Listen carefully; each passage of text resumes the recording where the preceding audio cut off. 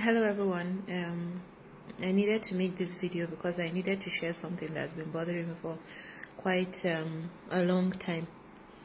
Every time I sit down and think about it, the thing really baffles me because I look around and I feel like we're sitting on a ticking time bomb and nobody realizes the fact that we're sitting on a ticking time bomb. Nobody actually realizes the fact that we have a problem and something needs to be done fast. In schools now, secondary schools to be precise, the external exams are written, both WAEC and NECO. Most schools, I don't want to give a figure, but I can tell you comfortably that most schools help students. That means they cheat through the whole exams.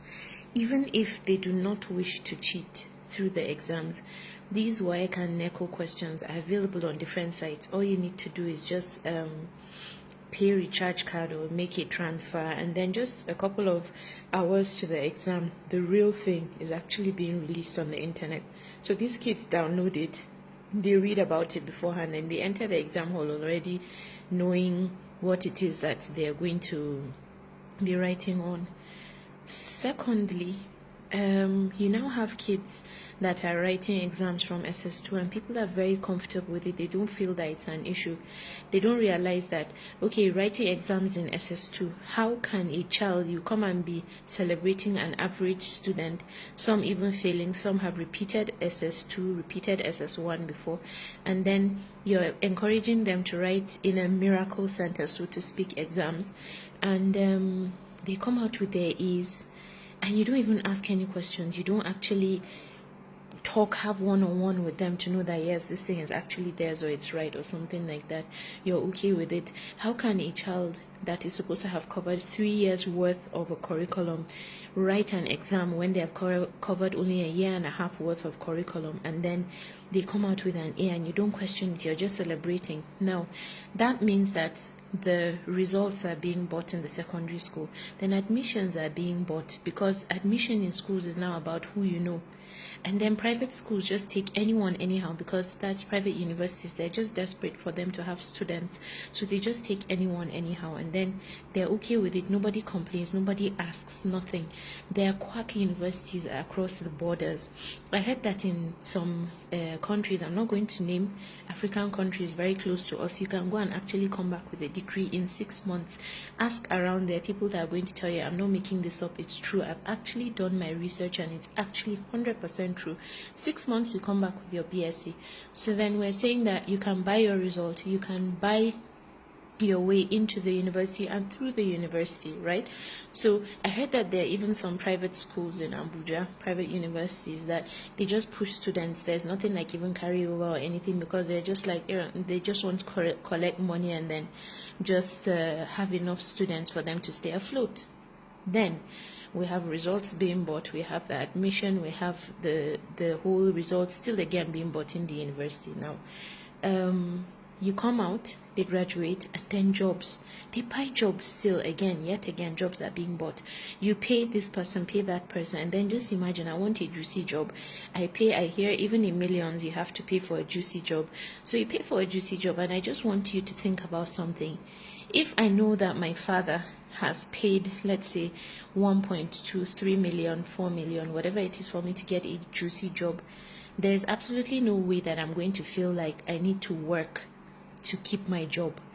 I mean, I heard this boss once saying that you see these young kids, spoiled rich kids, with their legs on the table, pressing on their phone, going through stuff, and not working. And you can't go and talk to them and tell them to work, because you know that they got their jobs from that Oga at the top.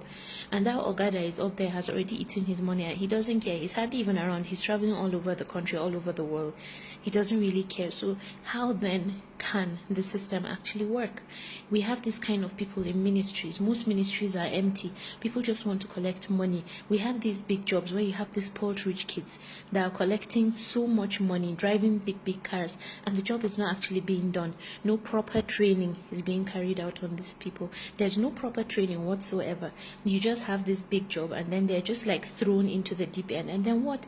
These same people are going to give birth to kids that they're going to do the same thing for.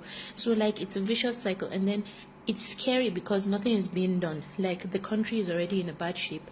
And it's like it's getting worse. And we keep blaming the government, but excuse me, we have a whole lot to do with the whole rot that we're sitting in now. And it's a serious thing, it's a serious issue, and if we do not stand up and do something about it, then we have a problem. When I was younger, when these exams were coming closer, my mom had, as you come back from school, you have private lessons that you're going for.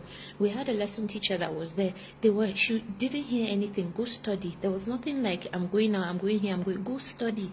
And if I even came home, I was scared to report to my mom and tell her that maybe I ran into trouble with a teacher or something like that, because my mom, nowadays parents are like, the first thing they want to do is, what did the teacher do? They don't even ask, what did you do? Because it's always the fact that the teacher is wrong. You're threatening the school, you just want to buy results, you just want kids to be pushed. Before it was class 6 that was in extinction, kids from class 5 were writing exams. Now, do you know that kids from GSS 2 are writing their junior NECO, their BECE exams from GSS 2? Their schools that allow that.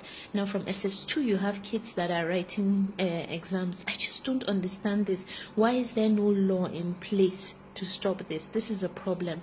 You have 13, 14-year-olds that are actually in the university, and they can't cope with the pressure. They're smoking, they're taking drugs. Look at, especially in the north, there's been so much that has been said about the drug abuse, and there's nothing. You just have big seminars, you have people coming and making big noise on the internet, and then that's it.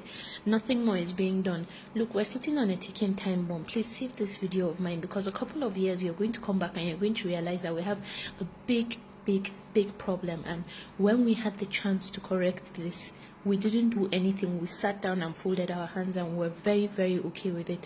I really hope that people are going to stand up and talk about this thing, talk against it.